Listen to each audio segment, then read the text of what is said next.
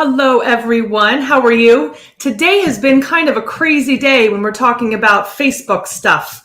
I don't know about you, but it was kind of weird not having Facebook all day long. And so I had wanted to do a live every single day for the month of October because it's Domestic Violence Awareness Month, of course. So here it is. It's gotten late, but I wanted to jump on and still share, being that I was able to get back onto Facebook and Instagram and all the different platforms. So I wanted to talk today about the different types of violence. Now, for those of you who don't know me, my name is Stephanie McPhail. I'm the expert in helping brilliant women date up. I help women get the tools they need to stop making the same mistakes in relationships so that if they do decide to date again, they date up.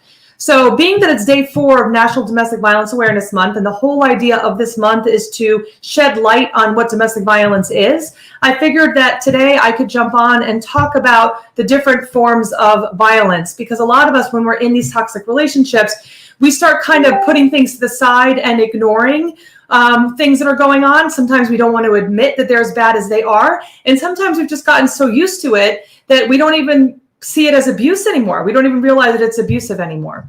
So the number one thing that most people think about when we're talking about abuse is physical abuse. Now, physical abuse can come in a lot of different forms, like hitting, choking, physically restraining, slapping, burning, anything that's going to affect them from their needs. So even like my ex used to like to keep me up at night for special occasions. So I'd be up all night. He'd keep turning the lights on, scare me as I was sleeping, all things to just kind of throw me off and get me to not, be at my full potential because he had kept me up all night long. All of those things are physical violence, not just the hitting, bone breaking, and all the other things that could go along with physical violence, which is what most people think about. The next one, isolation. Restricting freedoms, controlling contact with friends and family, not allowing them to have access to different activities, things that they enjoy doing. This is all meant in a way to control them so that they don't have anybody else in their lives other than the person who is abusing them. And another one, monitoring their phone calls and texts. If you want to go out and make friends and you want to go out and do things, but you're getting monitored for everything that you do, probably a better chance you're not going to be going out there and doing anything because you know that you're being watched, whatever you're doing. Psychological and emotional, constantly criticizing, ridiculing not only the person that they are victimizing, but also they are ridiculing friends and family, or they're ridiculing your past, things that you did when you were younger, before you were in a relationship with them. They will use that as fuel against you as well. They will humiliate or degrade you. So they are all things to minimize you and make you feel less bad, which again gives them control, because then we are more afraid to leave, because then we think, well, nobody's going to want us because we think this person is telling us factual information. And of course, let me just stop there for a second. Keep in mind that these abusers want someone who is a good, wonderful, amazing person. So they're saying all these mean things, and they're doing it thinking that's going to keep you around, but they don't want someone who's not a good person. So they're saying these things just to manipulate your thinking and keep you with them, just so that other people, or you think that other people won't want you. It's crazy the way that they think, these abusers. And it's typical. It goes across the board how a lot of these people do think. Stalking and harassing behavior. Ending a relationship, them still showing up at your house, still calling you incessantly. I had two of my exes that stalked me and would call me 30, 40 times a day until I would change my phone number, and then they would find out my new phone number and then call me incessantly again. So that it was this constant, I never knew, would jump when the phone would ring, even when the relationship was over. And of course, when I would go out with friends and I was still married to my first husband, he would text me throughout the time I was gone. And if I didn't answer right away, he would turn around and call me names and tell me that I was lying and that I was cheating on him.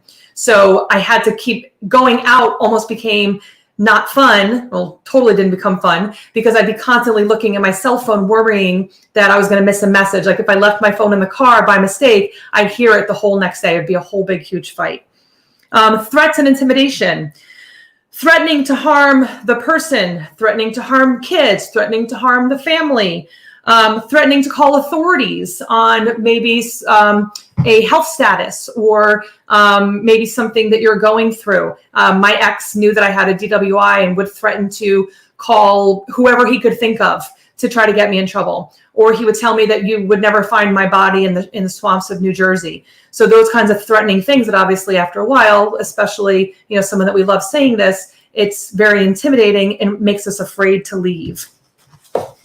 Another one, economic abuse, controlling the money so that there is no money for the person who is in this abusive relationship to use on their own, controlling the money, stealing money so that it seems like there's less than there actually is, forging documents to get money, trying to have the person sign over some of their personal assets in order to get what they need, making financial decisions without their partner.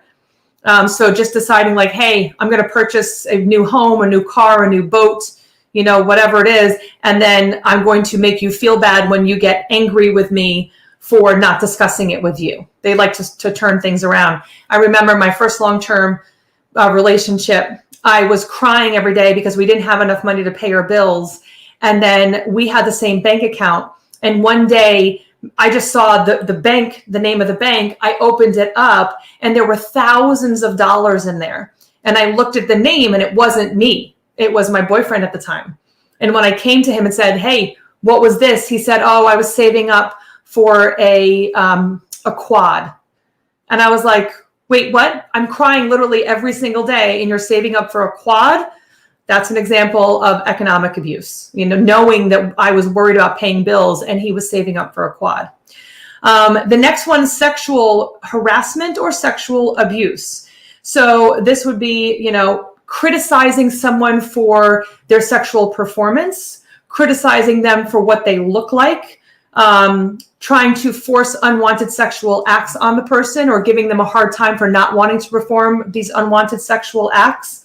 And of course, anything that's sexually explicit and trying to get this person to have, or having this person have to listen to it, that's going to add to that harassment as well. Anything that's done incessantly, especially after you've asked them to stop. And then the last one is property destruction.